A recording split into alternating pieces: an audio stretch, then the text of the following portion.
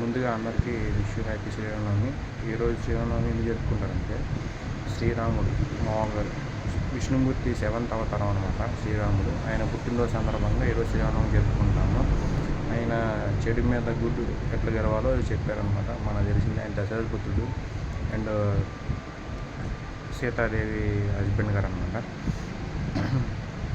Sitadevi nothing but Bhudevi వాళ్ళ కూతురు గారు సీతాదేవి, ఈ దశరథుడు వాళ్ళ కొడుకు అండ్ విష్ణుమూర్తి 7వ అవతారం. సో ఈరోజు శ్రీరామ ఆయన భక్తి సందర్భంగా శ్రీరామనవమి జరుపుకుంటాం మనం ఎవ్రీ ఇయర్. సో శ్రీరామనవమి రోజున మామూలుగా చాలామంది భక్తి శ్రద్ధలతో శ్రీరాముడికి పూజలు చేస్తారు. అండ్ మనం పోయినసారి చూసే ఉంటాము, నరేంద్ర మోడీ గారు అనుకుంటా పోయిన సంవత్సరం శ్రీరామనవమికి రాముడి విగ్రహం కూడా ప్రతిష్ఠ చేశారు. నేను అప్పుడు వీడియో కూడా పెట్టాను.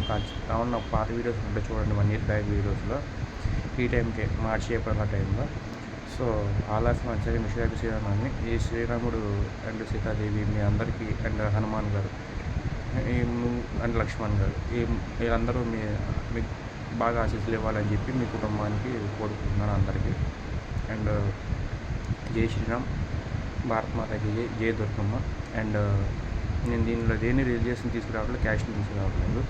ఈరోజు శ్రీరామనవమి ఎందుకు జరుపుకుంటారో చెప్పాను అంతే. అండ్ శ్రీరాముడు అనేవాళ్ళు ఎందుకు ఏ అవతారమో విష్ణుమూర్తి చెప్పాను, ఏమన్నా తప్పు కనుకుంటే సారీ.